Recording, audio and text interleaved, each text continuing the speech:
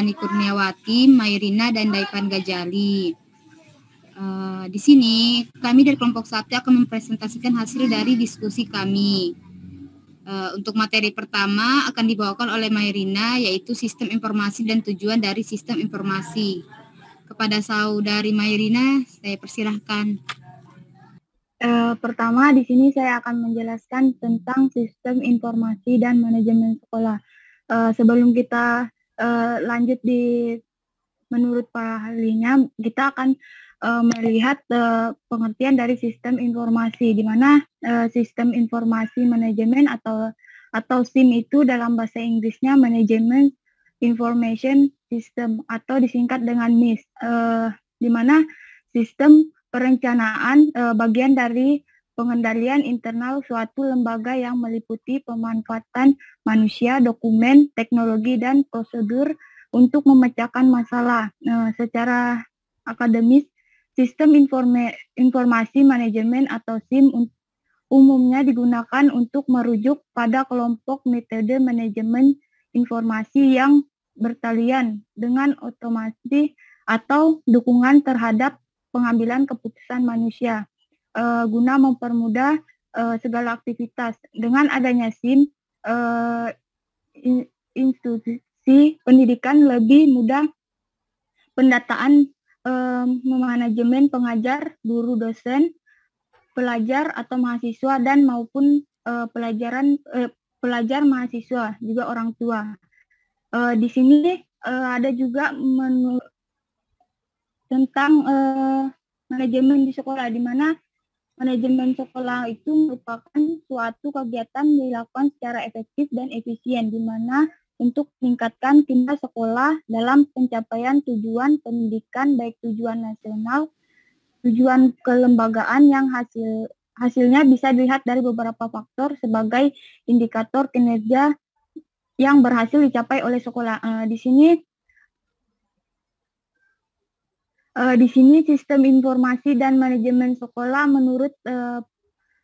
menurut O'Brien dalam Yakub 2012, sistem informasi merupakan kombinasi teratur dari orang-orang, perangkat keras, hardware, perangkat lunak, software, jaringan komunikasi, dan sumber daya data yang mengumpulkan, mengubah, dan menyebarkan informasi dalam sebuah organisasi.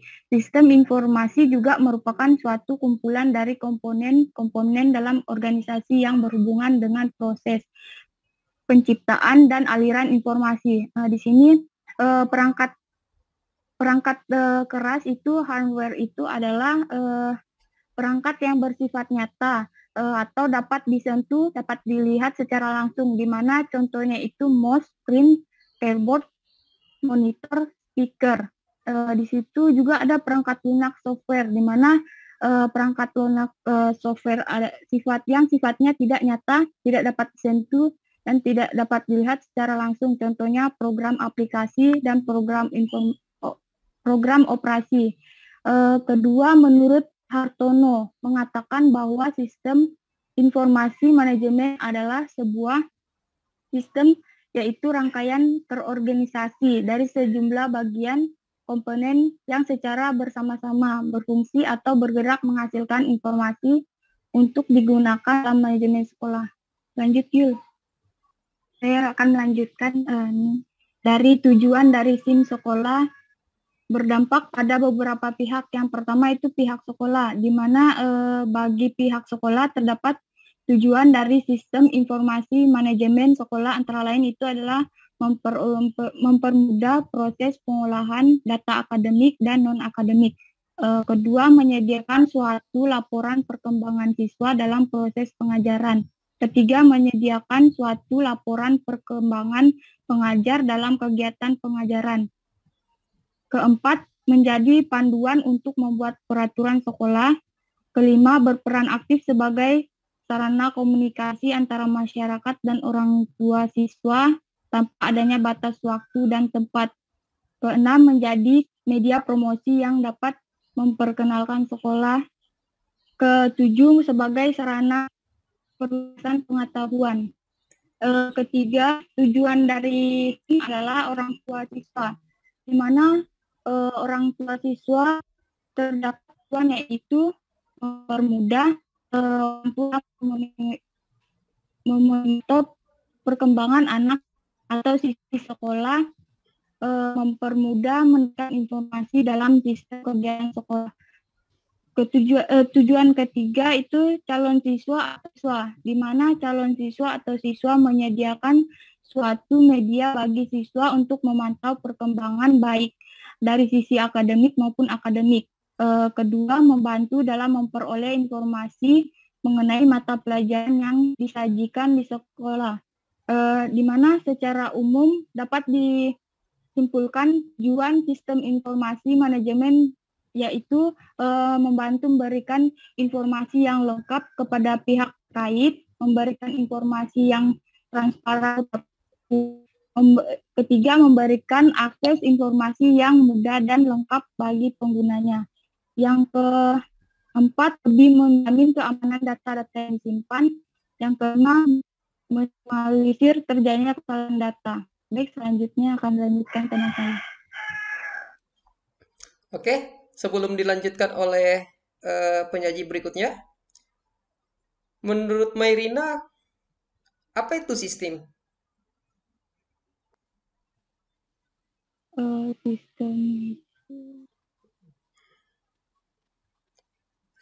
Kalau kita belajar matematika, ada sistem persamaan linear dua variabel. Kalau kita belajar di biologi, ada sistem pernapasan, dan seterusnya, dan seterusnya. Ini ada sistem informasi. Informasi itu bisa kita artikan sebagai kabar atau pemberitahuan. Ya, sedangkan manajemen ya tentang mengatur kan begitu. Tentang pengaturan.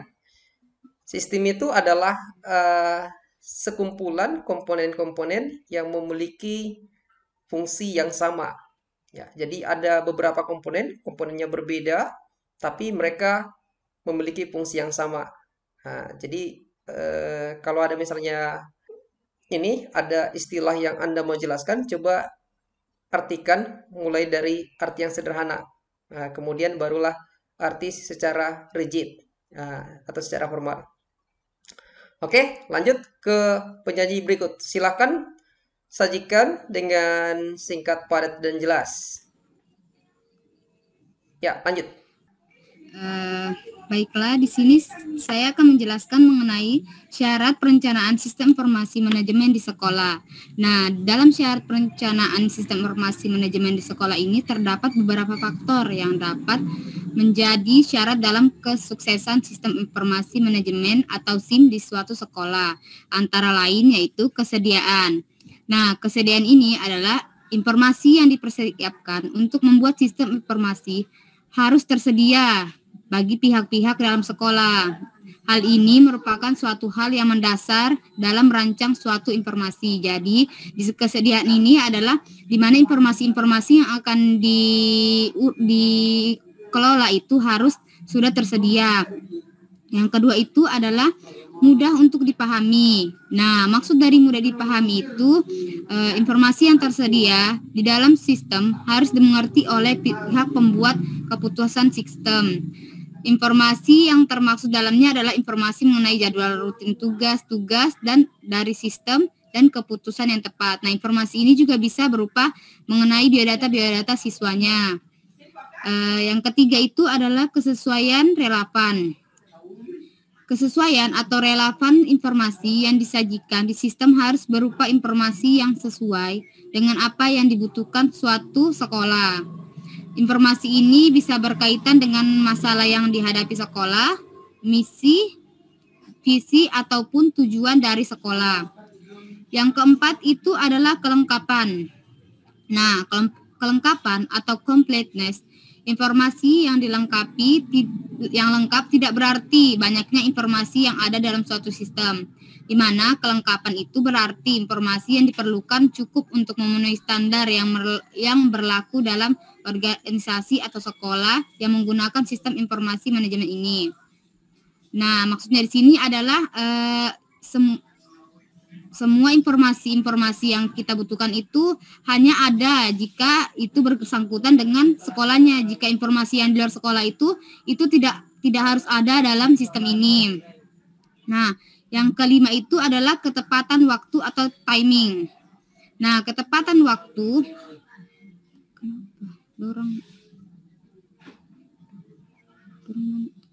ketepatan waktu itu di mana penyajian informasi yang tepat merupakan hal yang penting untuk merencanakan suatu sistem. Nah, jadi sistem ini harus memenuhi syarat-syarat sebelumnya sebelum dapat dianalisis untuk membuat sistem akhir, di mana waktu dalam pembuatannya ini harus ditentukan memang agar tidak terjadi kelonggaran dalam pembuatan sistem. Yang keenam itu adalah terorganisir, di mana sistem informasi yang dibuat harus terstruktur sehingga membuat sistem bekerja dengan baik. Nah, jika tidak terorganisir atau tidak terstruktur, takutnya nanti terdapat kesalahan-kesalahan yang membuat sistem informasi tidak bekerja. Yang ketujuh itu meningkatkan produktivitas. Nah, meningkatkan produktivitas di sini adalah sistem informasi manajemen harus mampu meningkatkan produktivitas organisasi yang bersangkutan. Misalnya, meningkatkan informasi manajemen sekolah, menyediakan layanan untuk membuat data-data siswa, terus menyediakan layanan untuk memberitahu siswa bahwa jadwal sekarang ini, hari ini untuk mata pelajaran apa, untuk besok pelajaran apa, sehingga dapat produktivitasnya itu lebih bekerja. Sekian dari syarat perencanaan sistem informasi manajemen di sekolah. Menurut Nur Hikmah, produktivitas yang ditingkatkan di sini, apakah sistem informasinya atau di luar sistem informasinya? Menurut saya, Pak, di luar sistem informasinya, karena kalau sistemnya itu kan untuk produktivitas sistemnya kan tidak bisa ditambah-tambah, Pak. Menurut saya, Pak, ya. Kalau salah, mohon maaf, Pak. Oke, bisa ditambah-tambah. Saya mau melihat pemahaman Nur Hikmah, benar, yang ditingkatkan bukan produktivitas sistemnya itu di sini, tapi komponen-komponen yang lain yang di luar sistem itu yang mau ditingkatkan di sini. Jadi kalau misalnya ada sistem informasi manajemen di satu sekolah, dengan adanya sistem itu, guru-gurunya terorganisir ketika akan memasuki kelas atau ganti les. Atau katakan misalnya sebagai contoh, kalau di sekolah, misalnya ada sistem informasi dan manajemennya, misalnya menggunakan bel yang diatur oleh komputer misalnya. Ketika belnya bunyi, maka akan ganti les. Kalau seharusnya ganti les, kan begitu. Kalau misalnya itu dilakukan manual, maka misalnya TU bisa lupa, kan begitu, atau mengerjakan hal lain sehingga bel sekolah terlupakan. Tapi dengan adanya sistem informasi dan manajemen di sekolah yang baik, misalnya ada penggunaan hardware dan software berupa komputer dan aplikasi bel, maka ini guru-guru dan pegawai bisa mengatur waktu dengan lebih baik.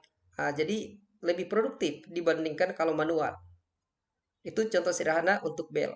Jadi yang ditingkatkan produktivitasnya di sini adalah pengguna sistem informasi manajemen itu, bukan sistem manajemen itu sendiri. Oke, lanjut ke penampilan berikut. Terima kasih Nur Hikmah. Baik, di sini saya akan menjelaskan materi ruang lingkup sistem informasi manajemen sekolah. Berbicara tentang ruang lingkup berarti batasan sistem informasi di dalam manajemen sekolah. Nah, di dalam ruang lingkup ini terdapat 6 sistem informasi. Yang pertama ada sistem informasi profil sekolah. Nah, sistem ini merupakan sistem utama dari sekolah, yang dimana di dalamnya berupa data sekolah yang terhubung dengan standar kode pengenal sistem informasi manajemen sekolah dari Jaringan Pendidikan Nasional. Nah, standar kode ini digunakan sebagai alat bagi Dinas Pendidikan Daerah untuk memperoleh informasi mengenai situs suatu sekolah. Nah, sistem ini bertujuan untuk mempermudah Dinas Pendidikan dalam membuat suatu keputusan yang menyangkut pengembangan setiap sekolah. Nah, selanjutnya itu ada sistem informasi manajemen dan administrasi personalia. Nah, subsistem ini informasinya manajemen berkaitan dengan tenaga pengajar sekolah yang di dalamnya itu terdapat Yang pertama, pengelolaan penerimaan pegawai honor, data mengenai jumlah tenaga pengajar sementara dan tetap, tunjangan, profil tenaga pengajar, dan evaluasi kemampuan tenaga pengajar. Selanjutnya ada sistem informasi manajemen kesiswaan sekolah terpadu. Nah, di dalam sistem ini berkaitan dengan pengelolaan informasi yang mengenai siswa sekolah. Manajemen pengelolaan informasi yang dilakukan dengan menggunakan nomor induk siswa nasional yang biasa kita sebut dengan NISN. Nah, selanjutnya ada sistem informasi manajemen sarana dan prasarana sekolah. Nah, di dalam sistem ini mempermudah pengelolaan inventarisasi sarana dan prasarana di sekolah, persediaan dan laporan mengenai pengelolaan peralatan dan perlengkapan di sekolah. Nah, fungsi lainnya itu adalah perencanaan biaya mengenai penyediaan dan perawatan seluruh inventaris sekolah. Sistem ini akan mendukung pihak manajemen sekolah dalam menganalisa kebutuhan operasional sekolah selama satu periode pengajaran. Selanjutnya ada sistem informasi manajemen kegiatan akademik. Nah, di dalam sistem ini, dasar manajemen pendidikan sekolah terdiri dari 4 sudut pandang. Yang pertama ada sudut pandang Dewan Kurikulum. Selanjutnya ada sudut pandang tenaga pengajar. Yang ketiga ada sudut pandang pihak penguasa atau eksekutif. Yang keempat ada sudut pandang siswa dan sistem informasi administrasi dan pengelolaan keuangan sekolah. Nah, yang terakhir itu ada situs layanan informasi sekolah dan masyarakat. Nah, di dalam situs ini merupakan media untuk menghubungkan berbagai pihak, baik pihak dalam sekolah maupun di luar sekolah. Nah, dalam hal ini bertujuan untuk menyediakan suatu layanan informasi mengenai sekolah atau publikasi, menjelaskan berbagai hubungan dengan pihak sponsor sekolah, dan menyediakan wadah dari berbagai pihak untuk membagikan ide dan gagasan yang berkaitan dengan sekolah.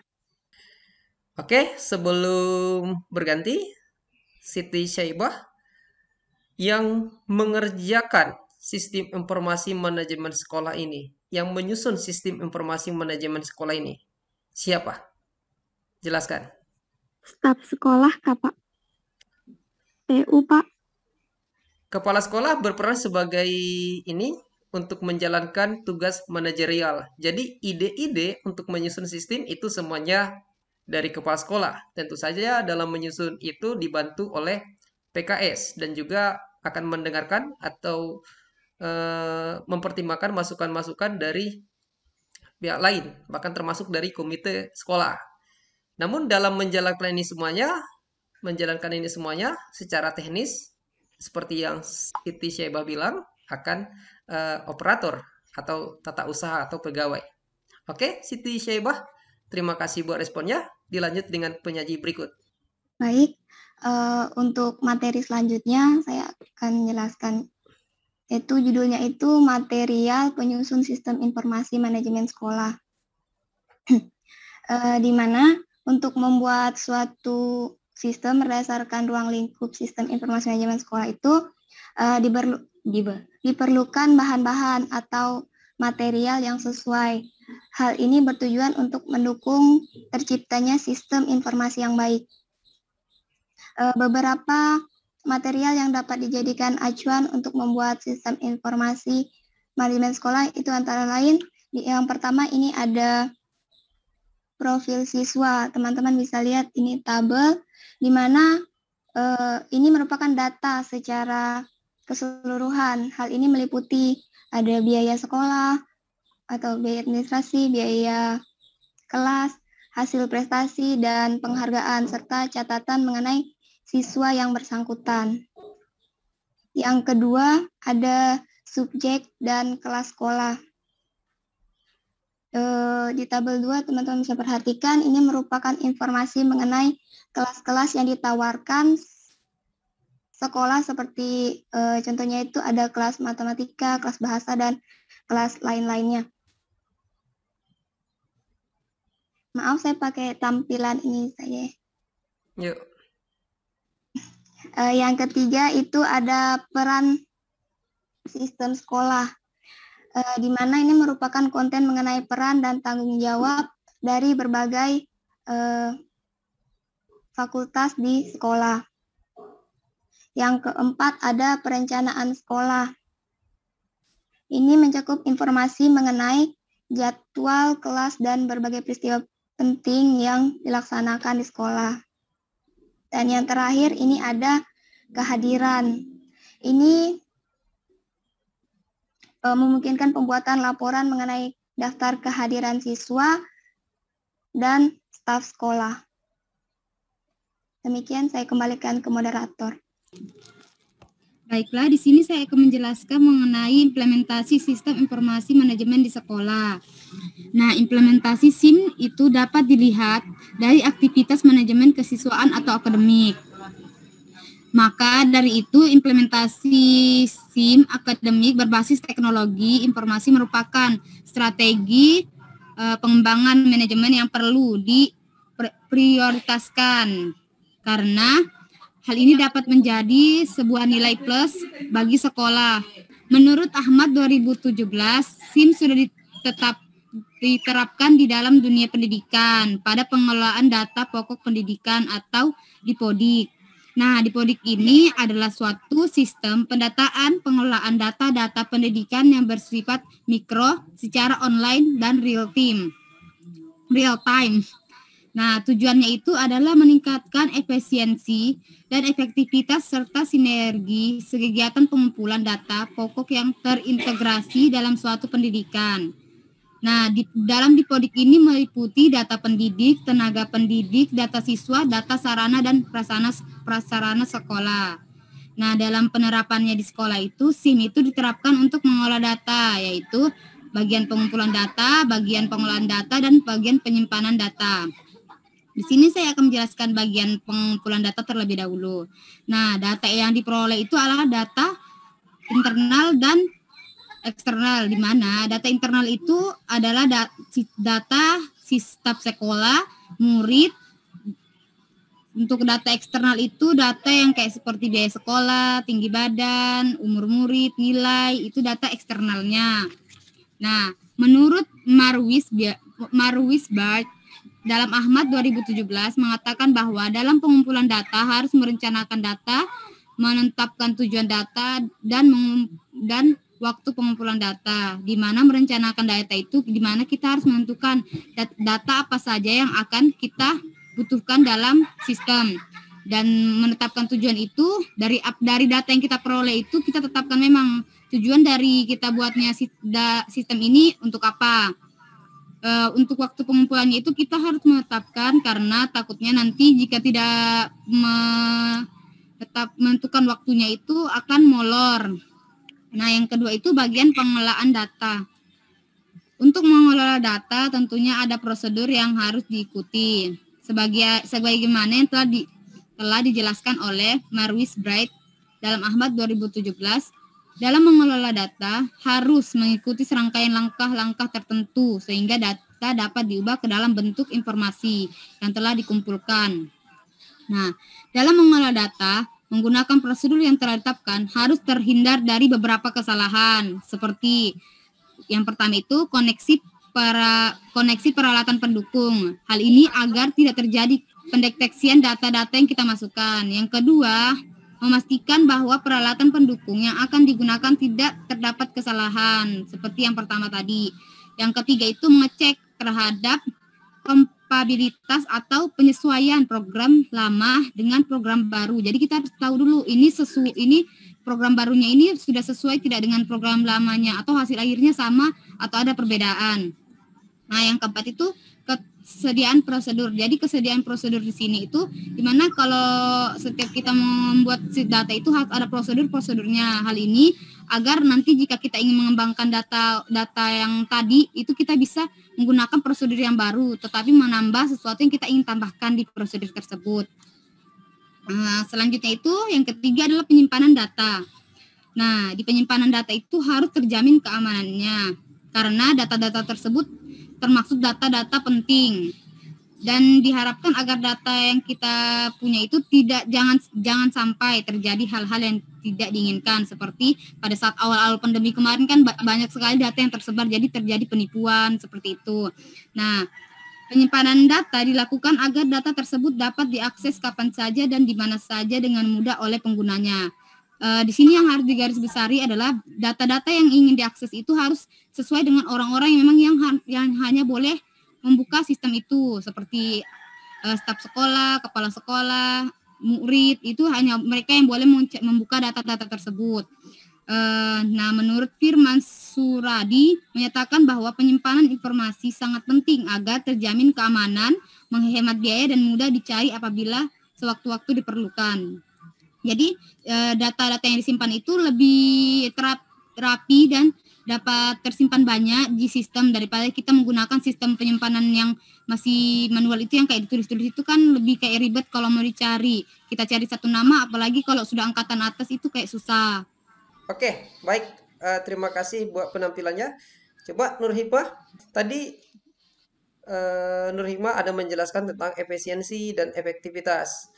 Ini adalah suatu istilah atau frasa yang sering kita dengar dalam pembicaraan-pembicaraan atau mengikuti suatu acara, misalnya dalam dunia akademis sering kita dengar istilah itu. Nah, apa penjelasan Nur Hikmah atau bagaimana Nur Hikmah membedakan antara efisiensi dan efektivitas? Atau apa yang Anda pahami dari kedua istilah itu, efisiensi dan efektivitas? Silakan. Perbedaan efektivitas dan efisiensi. Kalau efektivitas itu Pak menitik beratkan pada dia tuh lebih ke hasil Pak. Kalau tujuan pekerjaan efektivitas itu kan hasil memuaskan sesuai dengan harapan. Namun efisien tidak menekankan pada hasil Pak, tapi lebih ke prosesnya bagaimana Pak. Oke, bagus, terima kasih. Jadi seperti yang Nur Hikmah sampaikan, kalau efektivitas itu urusannya atau penekanannya ketercapaian tujuan atau ketercapaian hasil. Sedangkan efisiensi itu masalah waktu dan proses. Ya, maksudnya kita sampai di tujuan tapi waktunya tidak kelewatan atau tidak berlebihan atau prosesnya itu berjalan dengan lancar. Oke, terima kasih buat kelompok ini. Coba kita berikan reaction. Reactionnya ada simbol applause ya di bawah ya. Nah, ini udah saya sampaikan.